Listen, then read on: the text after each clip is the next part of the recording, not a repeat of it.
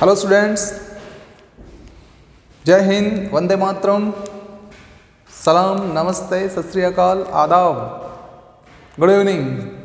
तो चलिए स्टार्ट करते हैं एक शानदार टॉपिक आज। और आज वो टॉपिक है हमारा मित्र या मित्रता। क्या होती है मित्रता, कैसे होते हैं मित्र, शायद आपको बताने की ज़रूरत नहीं है, आप सब जानते हैं और सब इस दौर से गुजरे होंगे। ओके, और सब जानते हैं खास मित्रता के बारे में जो निभाई गई थी कृष्ण और सुदामा के द्वारा। ओके, और उन्हीं की एक फेमस पंक्ति है, वहीं से ली है हम लोगों ने। उस पंक्ति से आज की क्लास की हम शुरुआत करते हैं। ओके, कि पानी परात को हाथ छुओ नहीं, नैनन के जल से पग धोए, देखी सुदामा की दीन दशा, देखी सुदामा की दीन दशा, करुणा करके करुणा निधि रोए, देखी सुदामा की दीन दशा, करुणा करके करुणा निधि रोए। तो आप समझ रहे होंगे कि वास्तव में जो मित्रता होती है वो किस हद तक की जा सकती है और किस हद तक वो निभाई जा सकती है। क्या एक बिल्कुल जो दोस्त हमारा सगा संबंधी जो बिल्कुल निचले लेवल का मित्र हो सकता, मतलब कहने का तात्पर्य है मेरा कि एक ऐसा मित्र जो बहुत हद तक गरीबी की रेखा से भी नीचे की हम अगर बात कर लें वहाँ पर जीवन यापन कर रहा है, और एक अमीर मित्र की बात कर लें एक तरफ, तो यदि मित्रता सच्ची थी या सच्ची रहती है तो वो गरीब मित्र को भी अमीर बनाया जा सकता है। किसके दम पर? एक मित्रता के दम पर। तो साथियों, मित्रता ऐसी रखिए जो आपके हर सुख दुख में काम आए, है ना। और एक बालक के लिए मित्रता का बहुत महत्व है, जो इस पाठ से हम सीखेंगे कि कितना महत्व है और कैसा मित्र होना चाहिए। ठीक है ना। मित्र तो वास्तव में सच्चाई होना चाहिए, और कैसा होना चाहिए? भगवान कृष्ण के समान होना चाहिए, ताकि हर मुसीबत में वो साथ दे सके, है ना। तो चलिए स्टार्ट करते हैं आज के सेशन को। तो देखिए, आज हमारा सेशन है मित्र। ओके, तो देखते हैं किसी बालक का उसके विभिन्न कार्यों में सहयोग करने वाला। कोई बालक है, उसका विभिन्न कार्यों में सहयोग करने वाला तथा खेलकूद में साथ देने वाला उसका मित्र कहलाता है। विभिन्न कार्य हो सकते हैं, लिखना, पढ़ना, खेलना, कूदना, तमाम तरह के कार्य, और इन कार्यों में यदि कोई उसका साथ दे रहा है तो समझ लीजिएगा वो क्या है, उसका कहीं ना कहीं वो उसका मित्र है ना। तो उसके विभिन्न कार्यों में सहयोग करने वाला क्या कहला सकता है? उसका मित्र कहला सकता है। ओके, तो किसी बालक का उसके विभिन्न कार्यों में सहयोग करने वाला तथा खेलकूद में साथ देने वाला उसका मित्र कहलाता है। तो वहीं जिन बच्चों के साथ बच्चे के संबंध मधुर होते हैं एवं जिनके साथ वह रहना, कोई कार्य करना, खेलना एवं अन्य गतिविधियां करना पसंद करता है, उन्हें हम उसका मित्र कह सकते हैं। ठीक है ना।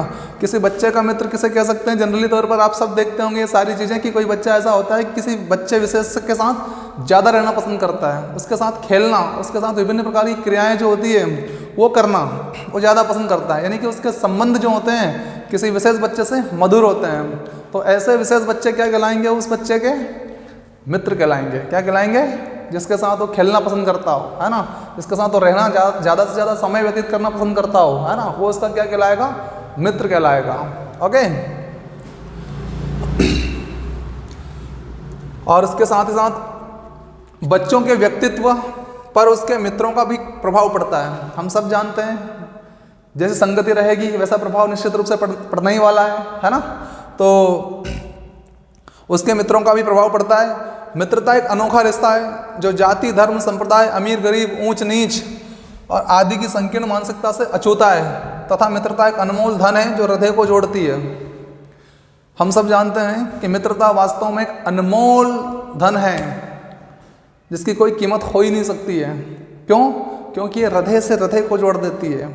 जहाँ पर संकीर्ण मानसिकताओं का दौर समाप्त हो जाता है, जहाँ पर ऊंच नीच, अमीर गरीब का जो दौर होता है, जो मानसिकता बनी हुई है वो समाप्त हो जाती है। वहाँ ऐसी सोच पनपती ही नहीं है, ऐसे विचार आते ही नहीं है कि ये गरीब है और ये अमीर है। वहाँ तो विचार कौन से आते हैं?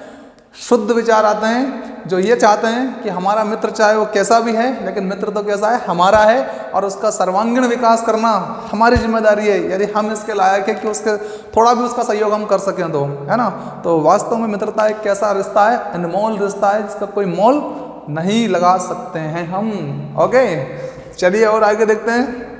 तो अमीर गरीब की जो संकीर्ण मानसिकता है, ऊंच नीच की जो संकीर्ण मानसिकता है, जाति धर्म संप्रदाय जैसी मानसिकताओं से ऊपर उठकर देखा जाता है।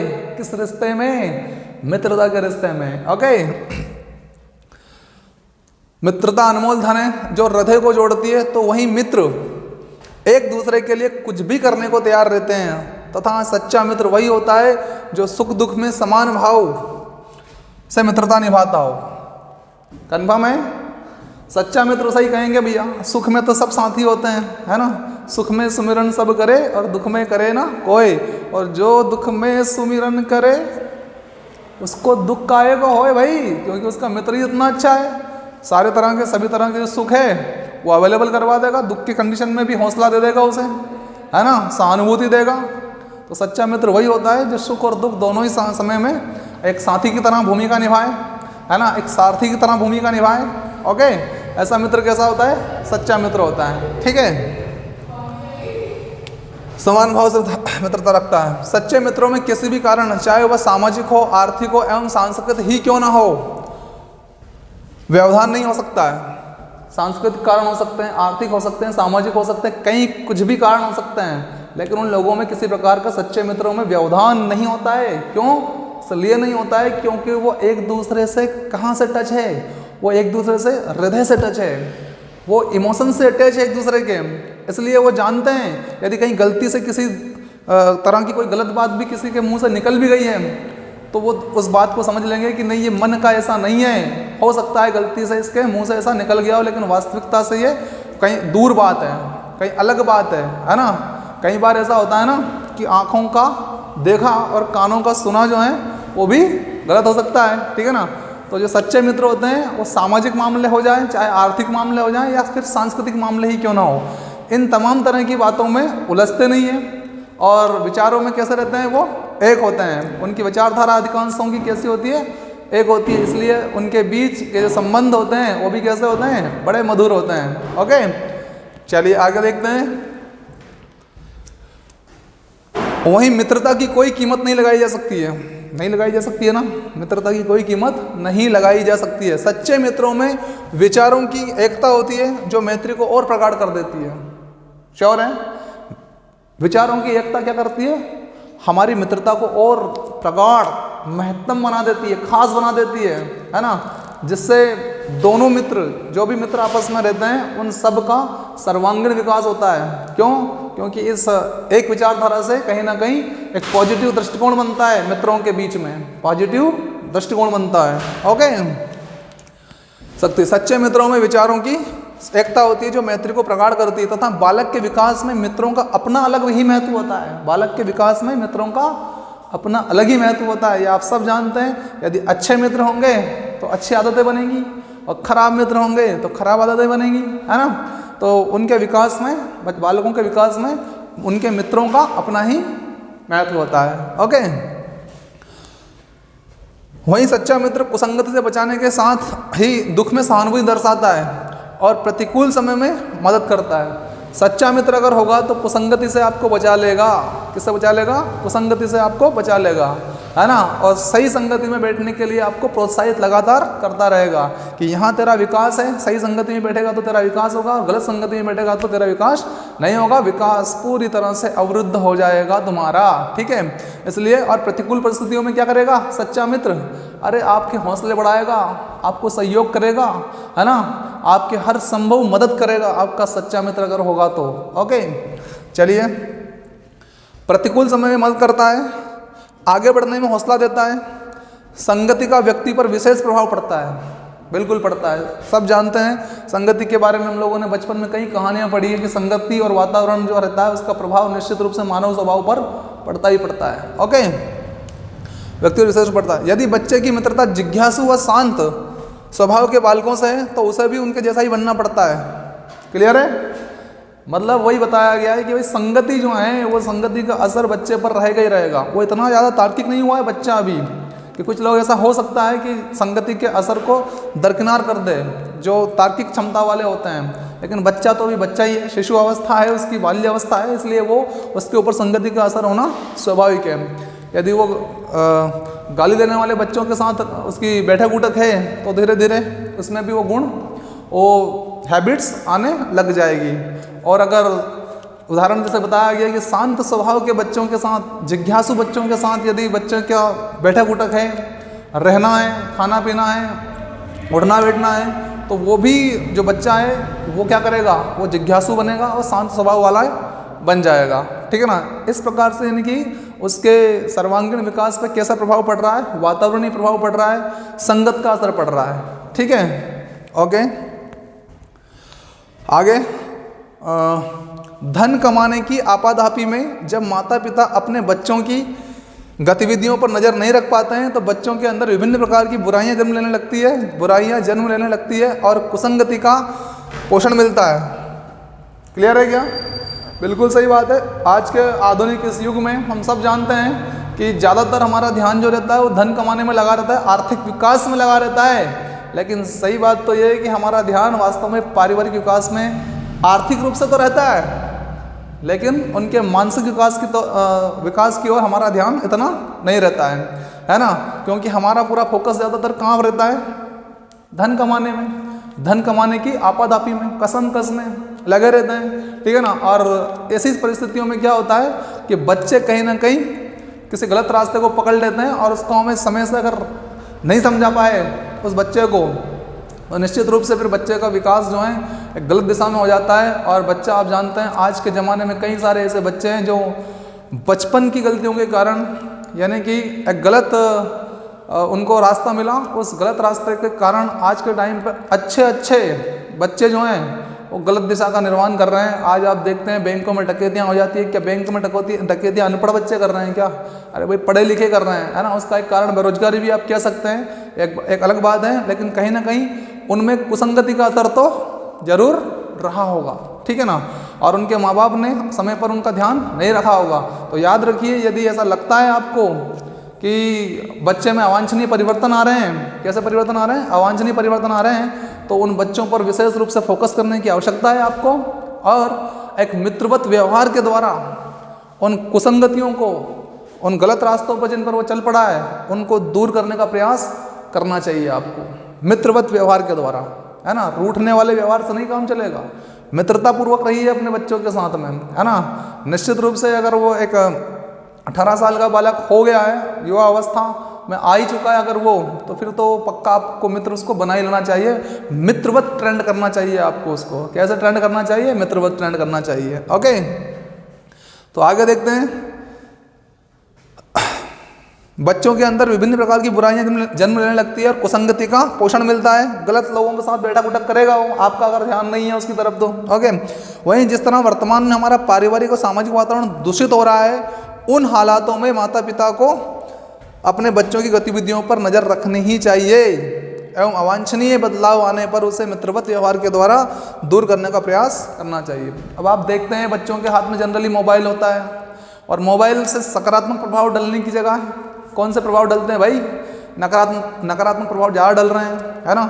तो इस तरह से अगर हमारी जो बच्चों की गतिविधियों पर हम ध्यान नहीं देंगे तो कुसंगति का असर ज़्यादा होगा उसके ऊपर, और सही संगति जो होती है, सुसंगति जो होती है, उसका असर कम होगा। इसलिए माता पिता जितने भी अभिभावक देख रहे हैं वीडियो को, जरूर अपने बच्चों पर ध्यान रखिए, समय समय पर उनको चेक करते रहिए, उनकी गतिविधियों पर ध्यान रखिए, है ना। और उनके साथ एक अच्छा व्यवहार, मित्रवत व्यवहार बनाए रखिए, है ना। क्योंकि आज के बच्चे जो हैं डराने से नहीं मतलब डरेंगे, वास्तव में समझाने से समझ जाएंगे, है ना।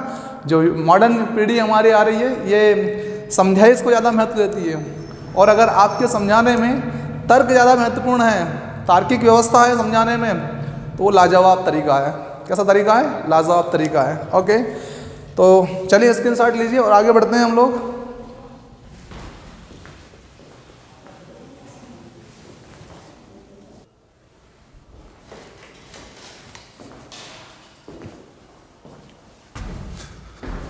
देखिए आगे बढ़ते हैं।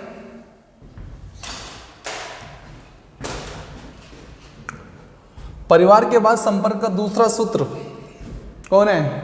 मित्र होते हैं। परिवार के बाद दूसरा सूत्र क्या है बच्चों का? मित्र होते हैं। सहपाठी और खेल साथियों का होता है। दूसरा सूत्र कौन होता है उनका? उनके मित्र होते हैं, सहपाठी, साथ में पढ़ने वाले और खेल साथियों का होता है। पियाजे और मीड जो मनोवैज्ञानिक है, पियाजे और मीड ने सहपाठियों के प्रभाव पर ज़्यादा जोर दिया है। सहपाठी जो साथ में पढ़ने वाले जो बच्चे रहते हैं उनका प्रभाव बच्चों पर ज़्यादा पड़ता है। ऐसा कौन कह रहा है? पियाजे और मीड कह रहे हैं, है ना, कि सहपाठियों का प्रभाव बहुत पड़ता है।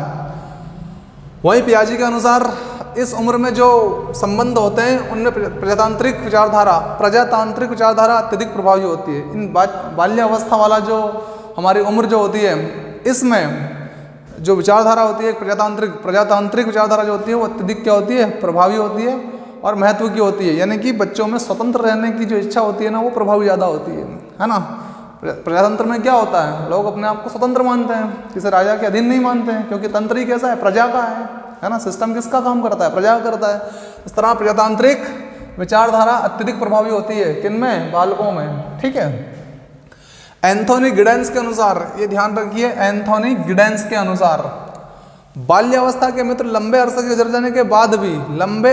गुजर जाने के बाद भी एक दूसरे को पहचानते हैं और उनमें वही घनिष्ठता बनी रहती है जो पहले थी। आप भी सब, ये तो मतलब सबका प्रैक्टिकल किया हुआ है, इसमें कोई अलग से समझने की ज़रूरत ही नहीं है कि आप सबका बचपना बीता होगा। आज भी आपको वो दोस्त, मेरे साथ याद कर लीजिए उन दोस्तों को आप लोग, है ना। आज भी वो दोस्त आपको भली प्रकार से जानते होंगे और आप भी उन दोस्तों को भली प्रकार से जानते होंगे और आज भी मन में वही घनिष्ठता बनी होगी जो पहले आपकी घनिष्ठता थी। ये बात और है कि वही पैसे कमाने की आपाधापी में, आर्थिक सिचुएशन को सुधारने के चक्कर में हम लोग काफ़ी हद तक आज दूर हो चुके हैं। ये बात और है, ठीक है ना। लेकिन घनिष्ठता तो वो की वही बनी हुई है जो पहले बनी हुई थी। ओके, तो वे क्षेत्र जहाँ सामाजिक गतिशीलता ज़्यादा तीव्र नहीं होती है, सहपाठी एक अनौपचारिक क्लिक बनाकर रहते हैं। जहाँ पर सोशल एक्टिविटी जो रहती है वो ज़्यादा नहीं होती है, ज़्यादा गतिशीलता नहीं होती है उनमें, तो वहाँ के जो आपस में पढ़ने वाले जो बच्चे रहते हैं वो क्या करते हैं? एक अनौपचारिक क्लिक यानी कि एक समूह बनाकर अपना कार्य करते रहते हैं। अनौपचारिक क्लिक बनाकर रहते हैं, जहाँ पर जिस समाज में या जिस जगह पर या जिस वातावरण में ज़्यादा सामाजिक गतिविधियाँ नहीं होती है, वहाँ पर वो आपस में ही बैठते उठते रहते हैं, है ना। एक अनौपचारिक क्लिक बनाकर रहते हैं। ठीक है, आगे। बच्चे समूह के बालकों के साथ जो न केवल हमउम्र होते हैं बल्कि जिनकी पृष्ठभूमि तथा रुचियां भी प्राय एक जैसी होती है, अधिकाधिक समय बिताते हैं। सबको क्लियर है ये बात भी कि जो बच्चे हमउम्र होते हैं और जिनकी रुचियां एक जैसी होती है ना, वो आपस में क्या करते हैं? ज़्यादा समय बिताने का प्रयास करते हैं। क्यों? क्योंकि एक सबसे बड़ी बात क्या है उनमें? दोनों की रुचियां एक जैसी है और दोनों का बैकग्राउंड जो पृष्ठभूमि है वो एक जैसी है। और सबसे अच्छी बात कि वो हमउम्र है, ताकि अपनी जो बात होगी वो आपस में बड़ी आसानी से शेयर कर लेंगे, मजाक मस्ती कर लेंगे। इसलिए वो क्या करेंगे? एक दूसरे के साथ ज़्यादा से ज़्यादा समय बिताने का प्रयास करेंगे। ओके। वहीं इस समूह को हम दो भागों में बांट सकते हैं। बालकों के इस समूह को बेहतर विकास के लिए क्या कर सकते हैं? दो भागों में बांट सकते हैं। एक तो बालकों का क्रीड़ा समूह है आपका, ठीक है ना, बालकों का क्रीड़ा समूह, तथा दूसरा है किशोरों का समूह। एक तो बालकों का क्रीड़ा खेलने वाला समूह, अब इससे क्या प्रभाव पड़ेगा बालकों पर, है ना, और दूसरा आपका किशोरों का समूह है, उसका क्या प्रभाव पड़ता है देखते हैं। बालकों के क्रीड़ा समूह में रहकर जब आप खेल प्रतियोगिताएं जो रहेंगी उनमें रहोगे, आपका बालक उसमें रहेगा तो क्या प्रभाव, क्या सीखेगा वो? देखिए, बालक की भाषा में डेवलपमेंट आएगा, बोलने के तरीके, अभिव्यक्ति, जिसको हम कह सकते हैं पर्सनालिटी डेवलपमेंट्स, है ना, इसमें सुधार होगा, है ना। इसकी क्षमता का विकास देखने को मिलेगा। और साथ ही नियमबद्धता, कि नियम क्या होते हैं खेल के, उस नियम को जीवन के साथ एडजस्ट करेगा कि वास्तव में जीवन के भी जीने के कुछ नियम होते हैं, सामाजिक नियम होते हैं, उसके हिसाब से हमें जीना पड़ता है। खेल के साथ वो नियमबद्धता को सीख लेता है। ओके, प्रतिस्पर्धा क्या होती है, कंपटीशन क्या होता है, वो खेल में उसे बहुत अच्छी तरह बता दिया जाता है साथियों द्वारा, उनके शिक्षकों के द्वारा, है ना। तो प्रतिस्पर्धा से रूबरू होता है बच्चा क्रीड़ा समूह में रहकर, ठीक है। आलोचना करना, भाई निश्चित रूप से आलोचना और प्रति आलोचना का दौर खेलते समय होता ही होता है। तो आलोचना करना भी सीखता है क्रीड़ा समूह में रहकर और आलोचना सहना भी सीखता है बालक, ठीक है ना। तो आलोचना करना और सहना, दूसरों के साथ समायोजन करना, मतलब अरे दूसरों के साथ एक बैलेंस व्यवहार करना। समायोजन का मतलब होता है बैलेंस बनाकर रहना, ठीक है ना।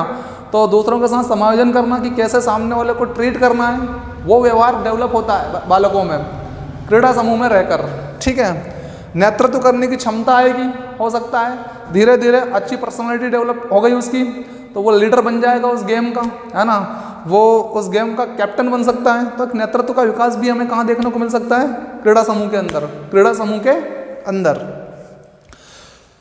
अनुशासन की आवश्यकता, अनुशासन की आवश्यकता खेल में बहुत पड़ती है, और उस अनुशासन से हम क्या कर सकते हैं, अपने जीवन को भी अनुशासित कर सकते हैं। ये जो डेवलपमेंट आ रहा है वहीं से सीख रहा है बच्चा, खेल की दुनिया से ही, छोटे बालकपन में ही सीख लेता है सब चीज़ों को वो, है ना। ओके, नियंत्रित रहना व करना, खुद कंट्रोल रहना और दूसरों को कंट्रोल करना की जो आदत होती है वो डेवलप होती है क्रीड़ा समूह में रहने से, ठीक है ना, क्रीड़ा समूह में रहने से, ठीक है। प्रतिरोध, दूसरे का अगर कोई गलत काम हुआ है तो उसका विरोध करेगा बालक, ठीक है ना, तो वो सीख भी मिलेगी वहाँ से।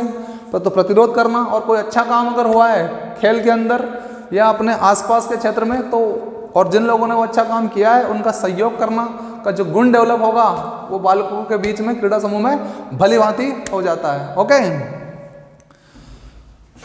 आदि गुणों के विकास में भी मदद मिलती है, ठीक है ना। तो वहीं वे बच्चे जो घर के अंदर बंद रहते हैं, है ना, जिनको तो वहीं वे बच्चे,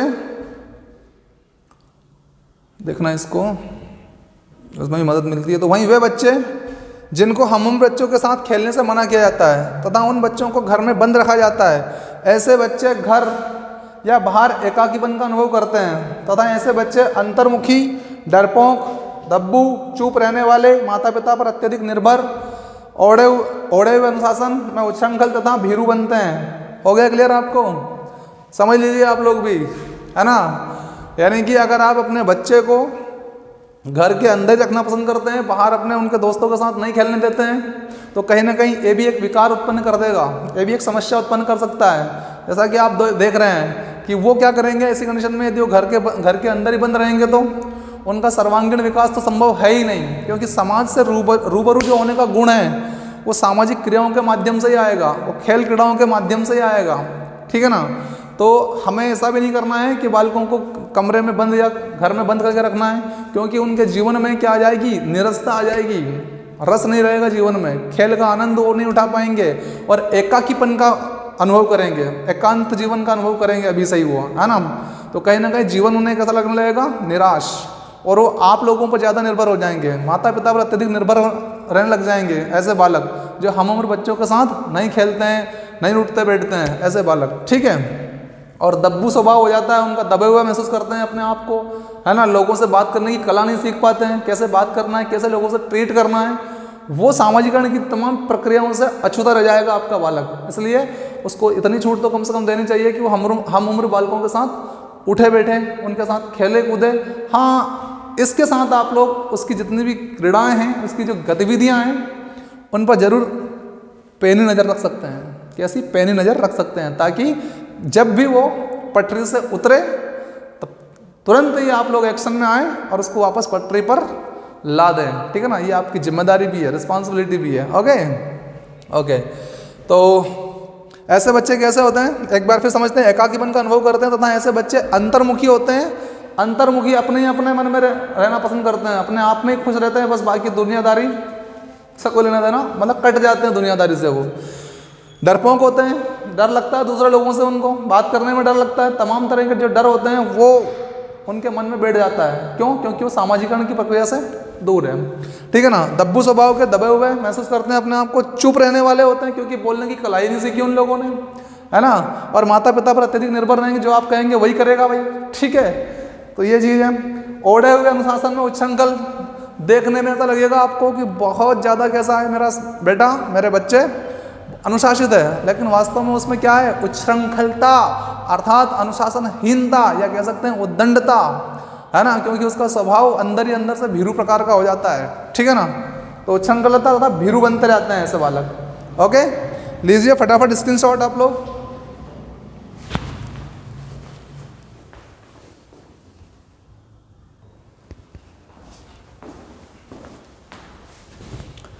देखिए अब बात करेंगे किशोरों के समूह के बारे में, है ना।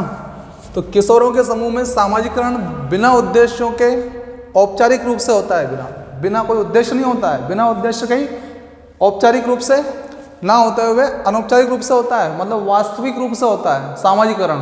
किस समूह में रहने से, किशोरों के समूह में रहने से। सामाजिकरण की प्रक्रिया लगातार समाज के संपर्क में रहेगा, वो किशोर के संपर्क में रहेगा इसलिए, है ना, किशोरों के संपर्क में रहेगा इसलिए। तथा किशोर अपनी स्वेच्छा से मित्रों का चयन करता है, इस समय पे करता है नहीं करता है भाई, उसकी जिससे आदत मिलती जुलती रहेगी उसके साथ बैठेगा उठेगा वो। तो किशोर क्या करेगा, अपनी स्वेच्छा से मित्रों का चयन करता है इसमें, किशोरों के समूह में, ठीक है। वहीं इस समूह के सदस्य समवयस्क होने के वजह से समान स्तर पर व्यवहार करते हैं। कैसे होते हैं, सब बराबरी उम्र वाले होते हैं, बराबर उम्र होती है सबकी, तो समान स्तर पर क्या करते हैं, व्यवहार करते हैं। समान स्तर पर व्यवहार का मतलब ये होता है कि भाई हमारा, मैं जैसा व्यवहार तुम्हारे साथ करूंगा तुम भी वैसा ही व्यवहार मेरे साथ करोगे। तो एक तरह से समवयस्क होने की वजह से क्या होगा, समान स्तर का व्यवहार देखने को मिलेगा, है ना। एक उसमें बैलेंस भी होता है उस व्यवहार के अंदर, ठीक है ना। समान स्तर के व्यवहार में एक सबसे अच्छी बात होती है, वो क्या होती है, बैलेंस होता है उसमें, है ना, संतुलन की विशेषता होती है उसके अंदर, ठीक है। तथा इस समूह के सदस्यों की रुचियाँ और हित समान होते हैं, रुचियाँ और हित समान होते हैं, है ना। बाइक चलाने का शौक है तो दूसरा जिसको शौक होगा वो उसका मित्र बन जाएगा, है ना। बाइक वाला बाइक वाले को मित्र बनाएगा। इस प्रकार से एक खाने की विशेष डिश होती है या विश होती है ना, तो वही उसी विश और उसी डिश के साथ वो अपना अनुप्रयोग करेंगे कि भाई तुझे ये खाना अच्छा है। शाकाहारियों को ज़्यादा दोस्त बनाएंगे, है ना। मांसाहारी जो रहेंगे वो मांसाहारी को दोस्त बना लेंगे। इस प्रकार से क्या होता है कि जिस प्रकार की हमारी आदत होती है वैसे ही हम दोस्त बनाने लग जाएंगे। ओके, ये व्यवस्था देखने को मिलती है क्योंकि रुचियाँ कैसी होती है, समान होती है इस समय, ठीक है, और हित भी समान होते हैं। इस समूह के सदस्य राजनीति, धर्म, संस्कृति, साहित्य, पढ़ाई लिखाई और आस पड़ोस, माता पिता, स्त्री पुरुष संबंध क्या होते हैं आदि विषयों पर विशेष रूप से चर्चा करते हैं। क्योंकि अवस्था कौन सी है भाई, अवस्था है किशोर अवस्था, और इस समय हम राजनीति में भी सक्रिय होने लगते हैं। यानी कि सक्रिय से मतलब लोगों की एक इमेज हमारे दिमाग में बनने लग जाती है कि यार कौन राजनेता अच्छा है और कौन सी राजनीतिक पार्टी ने अच्छा काम करा है, कौन कर सकती है भविष्य में, कौन नेता होगा नहीं होता है। ये किशोरों के समूह में आम चर्चाएं हुआ करती है, ठीक है। वहीं आस पड़ोस की बातें भी होती है किशोरों के मन में, है ना, कि वो भाई साहब अच्छे हैं, है ना, वो ये काम करते हैं, वो काम करते हैं। यानी कि एक नेगेटिव और पॉजिटिव तरह की दोनों ही बातें आस पड़ोस वाली, है ना। किसी का अच्छा व्यवहार उनके साथ है तो अच्छी बात करेंगे, बुरा व्यवहार है तो बुरा व्यवहार की बात करेंगे, है ना। इस प्रकार से आस पड़ोस की बात भी होगी। धर्म की भी बात होती है ना, धार्मिक चिंतन भी करते हैं ये समूह में बैठकर किशोर लोग, ठीक है ना। तो धर्म की बात भी होगी। पढ़ाई लिखाई की तो बात कंपलसरी होगी भाई, आपने लिख लिया, कल सर ने बताया था, वर्क हो गया नहीं हुआ, तो पढ़ाई लिखाई की बातें भी होती है क्योंकि किस अवस्था में, किशोर अवस्था में हो, है ना। तो इन बातों पर विशेष फोकस उनका रहता ही रहता है। साहित्य संबंधित बातें भी होंगी, ठीक है। माता पिता के बारे में, पिताजी ने क्या कहा, माताजी ने क्या कहा, कुछ अच्छी बातें, बुरी बातें, तमाम तरह की बातों का क्या करते हैं इस समय विश्लेषण करते हैं। लगातार विश्लेषण चलता रहता है। स्त्री पुरुष संबंध कैसे होते हैं उन पर भी इस उम्र में क्या करते हैं ये लोग उस पर चर्चा करते हैं, परिचर्चा करते हैं। और इन्हीं सब चीज़ों से क्या होता है, उनका विकास भी होता है, मानसिक विकास भी देखने को मिलता है ना। चर्चा करते हैं जिसके माध्यम से उनके दृष्टिकोण का विकास होता है, नजरिए का, दृष्टिकोण का, अप्रोच का क्या होता है, विकास होता है। इन तमाम तथ्यों पर विचार करने के कारण, ठीक है। विकास होने के साथ ही उनकी भ्रांतियां दूर होती है और उनकी जो गलतफहमियां होती हैं उन गलतफहमियों को भी दूर किया जा सकता है। कैसे, इन तमाम विषयों पर चर्चा करके, है ना। गलतफहमियां या भ्रांतियां जो होती है, मिसअंडरस्टैंडिंग जो होती है, उसको दूर किया जा सकता है इन उपायों के माध्यम से। राजनीति की मिसअंडरस्टैंडिंग है तो राजनीति पर चर्चा करेंगे, चिंतन करेंगे तो तर्क वितर्क होंगे, तो जो गलतफहमी किसी के बारे में बैठी हुई है वो दूर हो जाएगी, भ्रांति दूर हो जाएगी, ठीक है।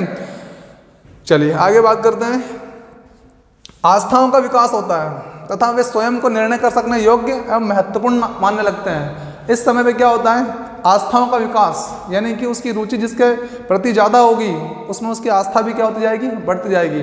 चाहे वो ईश्वर हो कि चाहे वो कोई सब्जेक्ट ही क्यों ना हो, है ना, हमारा आस्थाएं लगातार बढ़ती जाएगी। किसी में इंटरेस्ट ज़्यादा है सब्जेक्ट में तो उसके प्रति आस्था आ रही कि ये अच्छा लगता है मुझे, तो एक आस्था बन गई, उसके बिलीव बन गया, एक विश्वास बन गया उसके प्रति। ओके, तो आस्थाओं पर उसका अडिग विश्वास होने लग जाता है, भरोसा होने लग जाता है, ठीक है ना, आस्थाओं का विकास होने लग जाता है, ठीक है।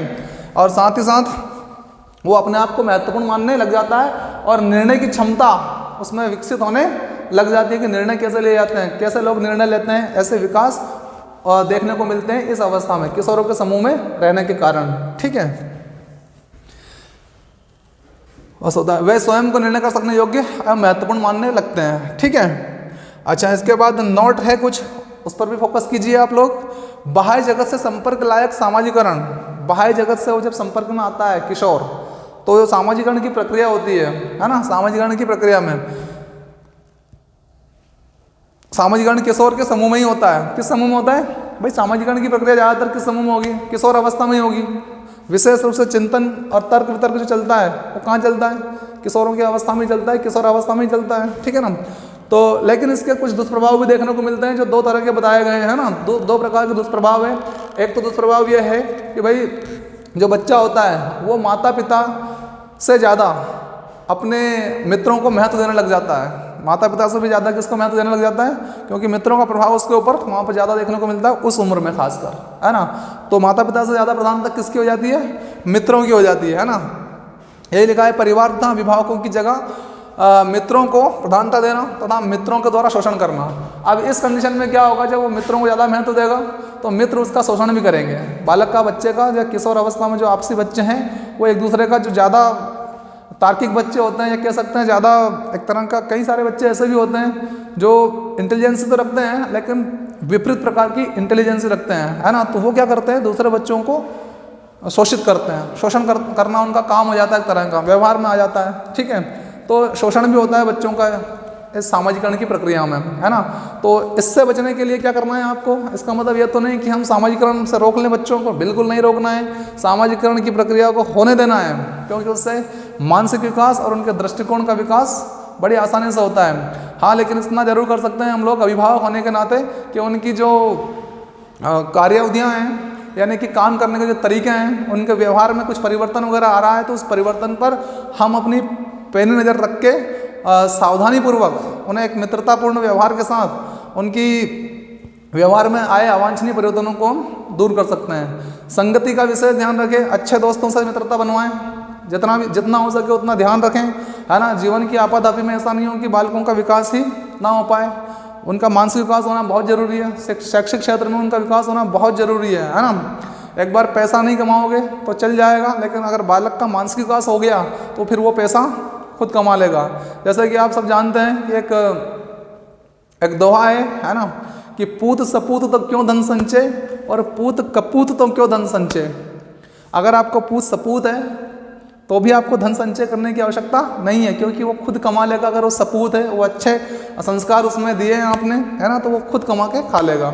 और पूत अगर कपूत निकल गया तो भी धन संचय करने की आवश्यकता बिल्कुल नहीं है। कारण, अरे भाई कितना भी कमा लोगे तो बर्बाद कर देगा वो, क्योंकि निकला ही कैसा है, कपूत निकला है ना।